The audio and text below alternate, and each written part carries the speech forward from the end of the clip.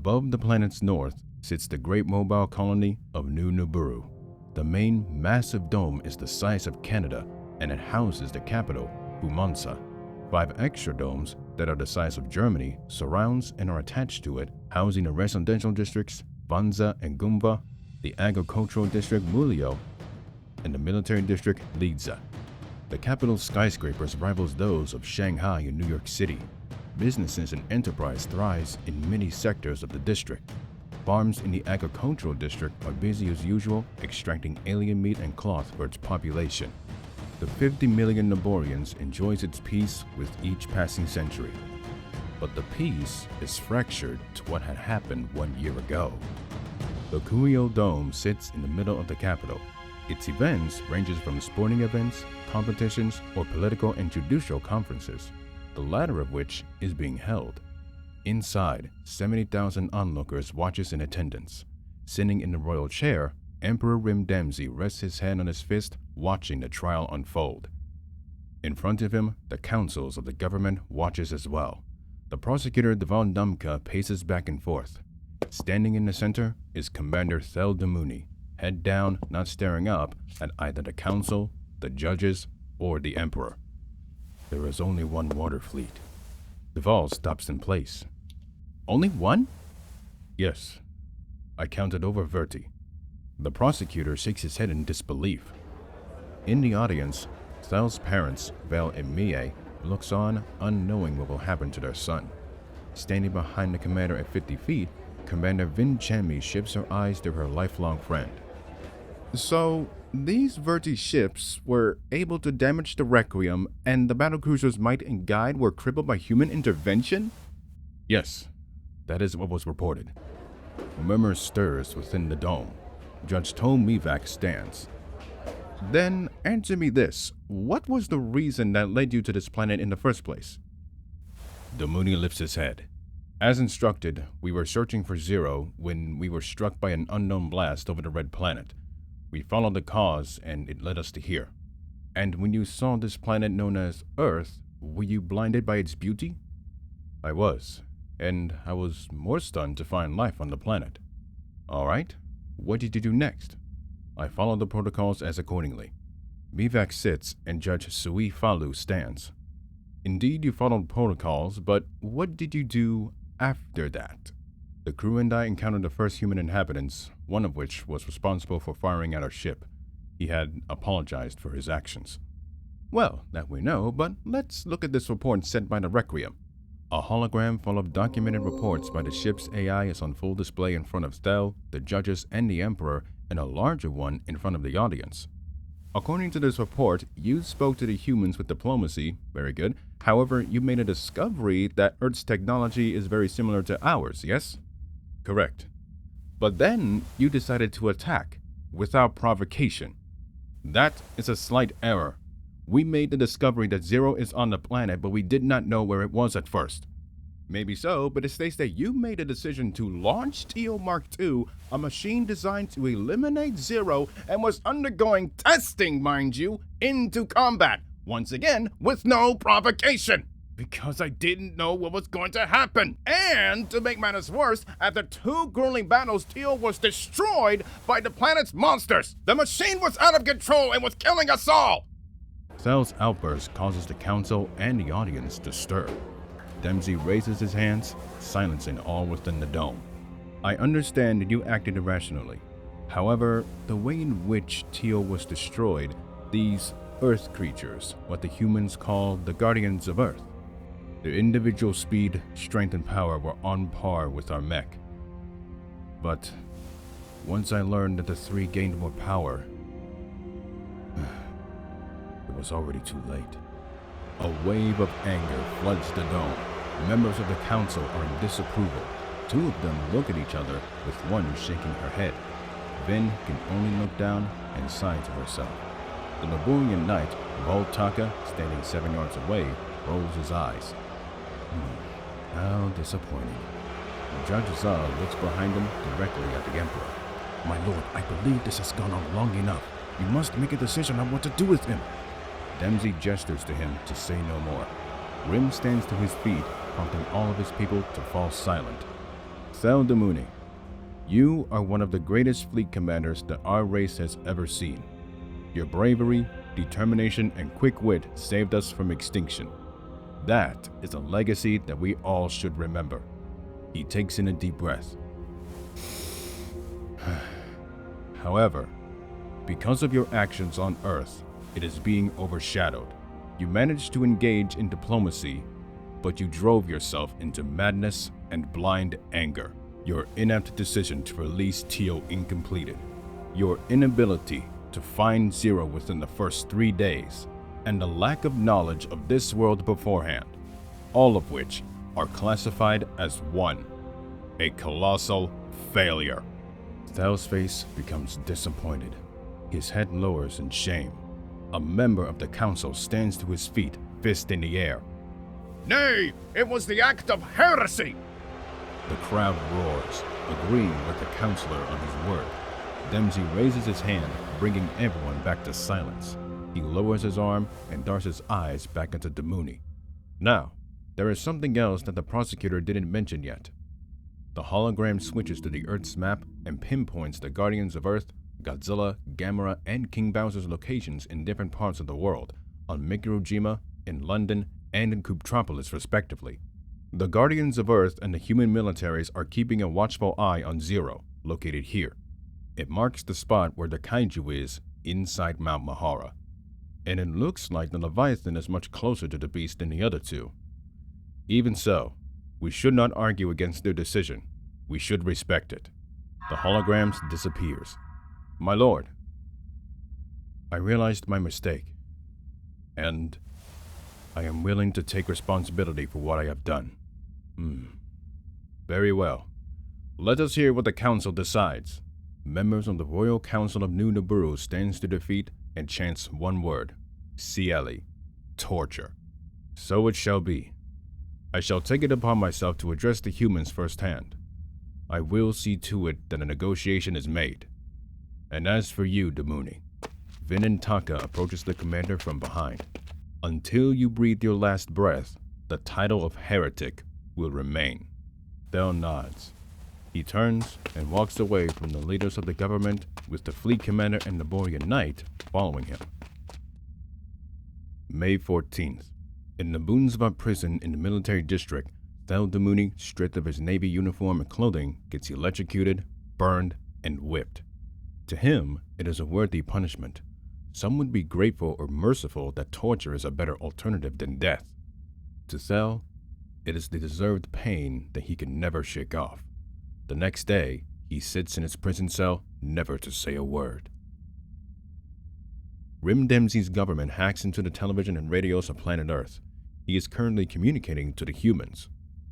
And so, that is what I ask of all of you, to allow us to explain our history and why we are here in the first place. Thank you for your time. The next day, the President of the United Nations grants permission for the Niborian Emperor to come to its headquarters. But unlike earlier March of 2010, precautions by the United States Army, Navy, and Air Force are being taken, and others are taking note of it.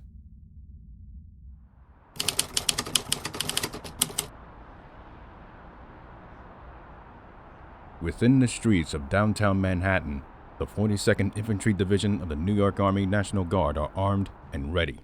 6.5 miles away, the 258th Field Artillery Regiment lies and wait. 5 new MQ-9 Reaper drones sits on the runway of Hancock Field. Floating in the Hudson River sits Battle Carrier Strike Group 2, comprised of the Battle Carrier Iowa, the guided missile cruisers Anzio and Gettysburg, and the guided missile destroyers Truxtun and Mitzer. On the East River, the Battle Carrier New Jersey, the guided missile cruisers Hugh City and San Jacinto, the guided missile destroyers Winston S. Churchill, Oscar Austin, Ross, Kearney, the British HMS Manchester, Canadian HMCS Charlottetown, the submarine Multiplier, and the supply ship Arctic of Battle Carrier Strike Group 10 sits and waits. Above the city, the Koopa 52nd Battle Fleet are on standby. The KBS King Henry the Great hovers 200 yards away from the UN HQ. Captain Louis Arthus Armin looks out from the control room. A loud thunder interrupts the activities of New York City. The space carrier Mercy of the Requiem class, and the same design, uncloaks 600 meters, 1,985 feet above the skyline. All of the humans looks upwards. They are stunned to see the massive vessel. They have seen this class of ship last year on TV, but in person, it is a different story. The King Henry and the two Iowa's 15-inch and 16-inch rifles turns to aim at the massive vessel. The cruisers and destroyers does the same with their 5-inch cannons. The soldiers and sailors holds their breath. Near the UN building, the UN President Al Nasser stands on the grass, hands behind his back, and surrounded by guards. A ray of light beams down 20 feet away from the men. Al Nasser looks up. The Niborian Emperor descends, landing on his feet on Earth's soil for the first time. The gravity lift disappears. A device floats and hovers next to him as Rim takes his first steps forward. He and Al Nasser approach each other before stopping 1 foot apart. The communication device around Dempsey's neck turns on. Shall we proceed?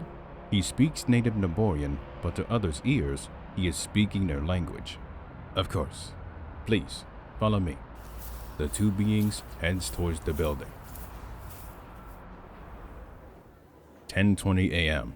The Niborian Emperor stands in front of every representative of the UN, including its Security Council.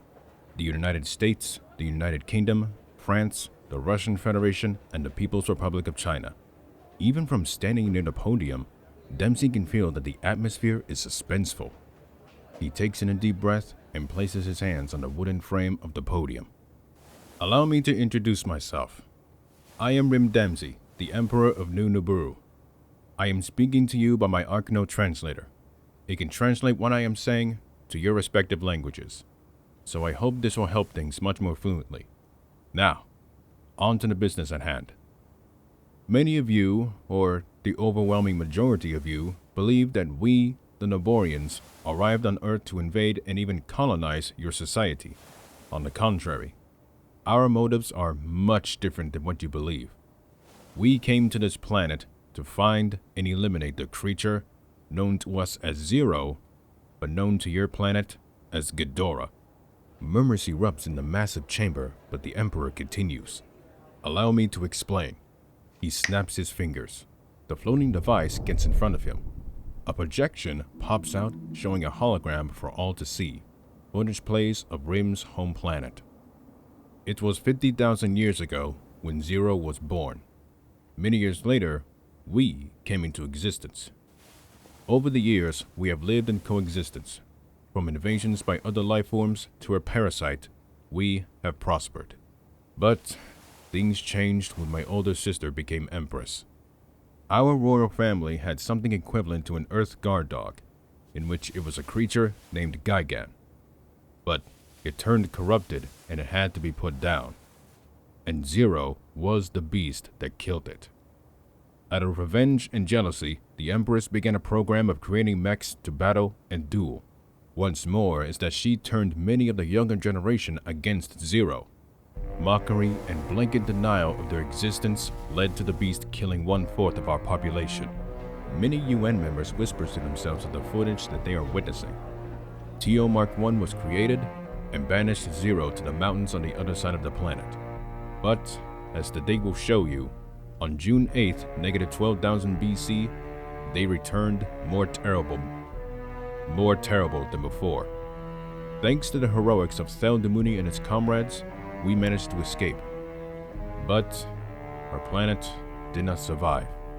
A contingency plan was created by my sister that led to its destruction. Even as my sister was executed, we discovered that Zero lives. Had we known that they landed on this planet, we would have arrived much sooner and killed them once and for all. A comment that leaves everyone more interested than ever. The Niborians are calling Ghidorah they and them because of the three heads having different personalities. As I mentioned, we are here to find and kill Zero, and our policy as a species is cooperation, discussion, and negotiation. Not to attack first, but only act in self-defense. We already know that the Leviathans, or Godzilla's father, vanquished them with human assistance. And to that, on behalf of my people, we thank him. With the creature locked inside Mahara, we do not intend to release that horrid beast, which brings me to last year. The holographic projector shows the footage of the battles of Honolulu and San Francisco. We had sent the carrier Requiem and the battlecruisers Might and Guide with TO Mark II with the intention of finding Zero. But, in a sudden lapse of judgment by our commander, you were attacked without provocation. Eventually he saw sense, but the damage is unfortunately done. The Guardians of Earth destroyed TO, and the battlecruisers are lost. Now, 75% of Earth is using our technology called Visit Tech. Usually, I would be asking all of you to return it to us. But seeing as you had gotten very used to it, I changed my mind. Which brings me to what I am here for. The hologram disappears, gearing all eyes back onto the Emperor. Our wish is to live in coexistence. We are a very peaceful race, and we generally focus on our own issues. However, we've received reports that some of our people are stranded on Earth. I wish to retrieve my people with no incident and bring them to New Nibiru. And now, I leave it to you, the United Nations Security Council, on what to do next. Rim steps away from the podium. The many members speak to themselves, with the Security Council doing the same.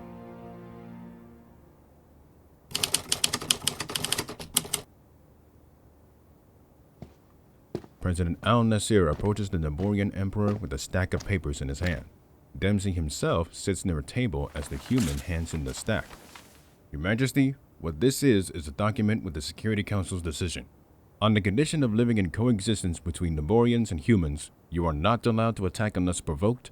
We must exchange technology, culture, research, and so on between both sides, and if the Anti-Megalosaurus Force detects your people, we will contact you immediately. Does this seem reasonable? Dempsey looks at the document, and indeed the terms of condition are printed front and center. Carefully, he reads through every paragraph. He finishes and stares back at the man with a smile. Yes, this will do very nicely. Very good. Now, all we need is your signature, and the law will go into effect tomorrow morning. Dempsey takes a pen and signs on a line. Once he finishes, he sets it down, stands, and reaches his hand out. Both beings shakes hands with photographers taking pictures. The human Niborian agreement is set. Weeks goes by with both sides focusing on their own problems.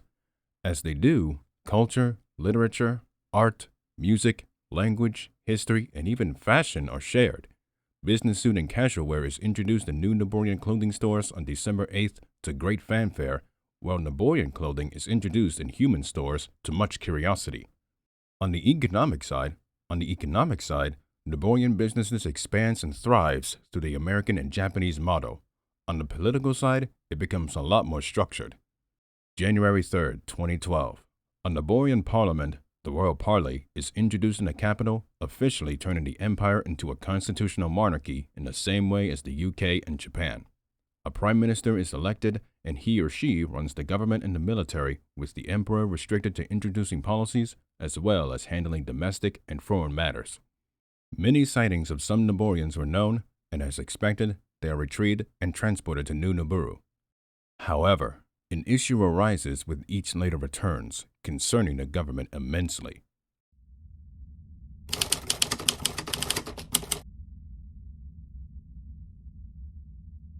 Prime Minister Vuli walks into the bedroom within the palace.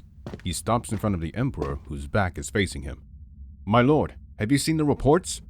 Yes, I have, and it does concern me. It is terrifying. The possibility of more of our people turning to... Dempsey turns around and stares at him.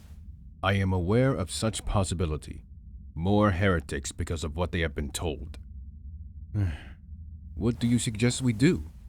His head turns and stares off. Many ideas floats in his mind, none of which can be easily done or explained to the humans. But then, one thought comes to his mind. If our Niborians are turning against their beliefs, then there must be a source to all of it, yes? Yes, of course. Based on their words, they came from one man. Vuli snaps his fingers. A hologram appears in front of him, showing the emperor one person.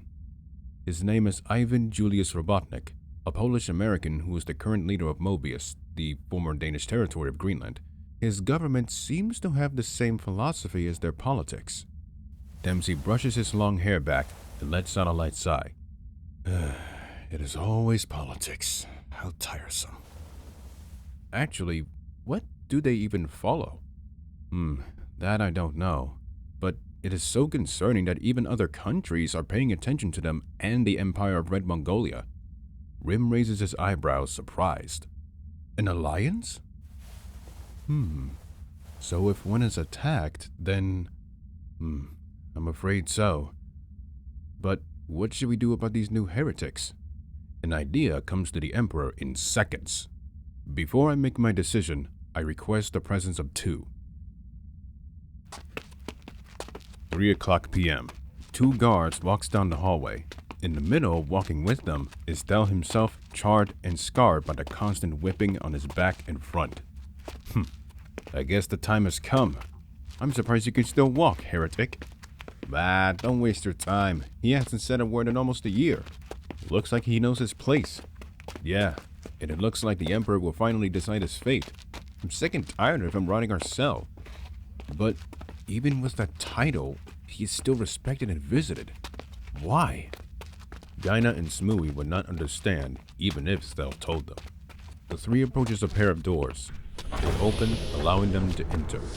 Thel's eyes catches the Emperor and Prime Minister standing and waiting. His eyes veers to the right, spotting Vin Chemney. She herself smiles, seeing her old friend once again. My lord, we have brought the heretic. Thank you. Now, if you please. The guards bows their heads and places their right hand on their chest as they back away. Thel gets to his knees, but his eyes are still locked on Vin. Jeez, Thel, you surprised me that you still live. I guess I still have my instincts for my mother and father. The guard's eyes widens, as well as Vuli's. They didn't expect him to speak to anyone. Thel, the young one's attention turns to the Emperor. I am very grateful that you and Vin came at my request. And I see that you're still in one piece, despite the scars you've gained. I am very grateful that you and Vin came at my request. And I see that you are still in one piece, despite the scars you've gained. Domuni nods in agreement. Now, Parliament has not decided on your fate, but I informed them that your fate lies in my hands. Domuni lowers his head. My lord, whatever the punishment is, I will see to it that it shall be done. Of course, but I must ask you something. Do you know where we are? Thel lifts his head and gazes his eyes upon the walls. Gravestones are in place with names of different Niborians. He looks back at Rim, the great mausoleum, where all of the Niborian knights come to for their final resting place. Each and every one of these noble warriors and heroes sacrificed their lives, or found peace after fulfilling their duty on the battlefields or behind enemy lines. The war against the Kilak and the infestation of the Legion. Sure, Zero had persecuted their ends, but were it not for these brave ones, we would have become slaves or gone extinct. As honored as I am, I feel as though my presence is tainting their names. Rim smiles. Now hold on a moment. There is a reason why you are summoned here, and that is to give you a second chance. Everyone's eyes widens.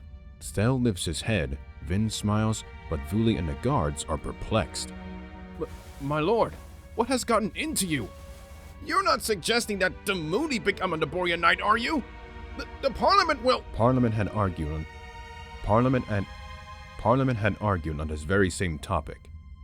After some time, it was a unanimous decision. My lord, are you sure about this? Indeed, especially when this mission you will partake in will be more personal than you think. Both she and Thel becomes confused. A holographic photo appears in front of the two. An image of a single Niborian is shown. Who is that? Wait, is that? 24 hours ago, we received this from the British Royal AMF inside of an outpost facility, and it seems that one of the monsters was released by Hez Gazuni. He's alive! It seemed that he survived the destruction of the battlecruiser Might and is roaming freely on the planet. What's worrying about this is that he has pledged his allegiance to the Republic of Mobius. Sabotage, espionage, and even political assassinations. The anti-Megalosaurus force informed us that we were releasing monsters onto their cities. In reality, we had little to do with it. If this continues, then we will be facing retaliation more fierce than what Thel encountered. Chamni bows and places her hand on her chest. By your word, what shall we do? Once it has completed its repairs, you will be assigned to the carrier Requiem of Nibiru and descend with the knights to eliminate these heretics. But we can't! Under the human Niborian agreement, we can't send an army or fleet unless provoked! There is a hidden clause. Any detected Niborian that has, is, or will be causing problems, we have permission to send out a small extermination force to eliminate the threat. So we are both within our policy and our right to do so. And if they continue, the question of Zero reawakening will be a factor. A terrifying prospect that they all cannot conceive of. Great stars of heaven! That is something that we cannot allow. Even so, what use am I for this? I went against our people's code, gotten many warriors killed in a pointless battle? What if I told you, Thel, that even the worst heretics became the greatest knights in our history? Thel's eyes widens and his head lifts, shocked at this revelation. Indeed, it has happened many times, and many had earned their redemption. Thel Domuni, I am offering you the chance of redemption. But be warned, once you become a knight, there will be dangerous, perilous, and even suicidal events that you will never foresee. The chances of luck are balanced, but there is no telling what may happen. Thel thinks to himself on this decision. So many ways that he will die, and the times in his life where he nearly died in combat floods his mind. But one still remains, Ghidorah being the biggest thorn to him and his people. The rage builds within. He pushes himself onto his feet and straightens his back. Throughout my life, I have never attempted to fail a mission before last year. Even afterwards, I wondered if I can even redeem myself for what I did. Now, if I become a knight, what will I get aside from redemption? Rim smiles. He reaches behind him and pulls out a small staff. I believe your father wanted me to give you this. He tosses it. Thel catches it with one hand. Gripping it, it suddenly extends to 6.5 feet. A hammerhead materializes with an Niborian titanium alloy blade forming and clicking on the back. Bolts surges out of the hammer, then stops. Great stars of the gods! Is this the Mark III Energy Hammer, a new and improved model. Released just a few weeks ago, Vale managed to buy it before it sold out. Thel is at a loss of words. His father held the Mark I and II in his youth, but he never thought he would be holding the third model. I know you are suited for hand-to-hand combat, and with Taka's teachings, you will be able to master your craft. But I have not heard your decision yet. Once again, Thel thinks to himself. He knew and fought alongside Kazuni with Chami. Many questions runs in his mind on how he survived and why he has sided with Robotnik. He twirls the energy hammer and holds it behind his back. He stares back at the Emperor with determination. My lord, consider it done.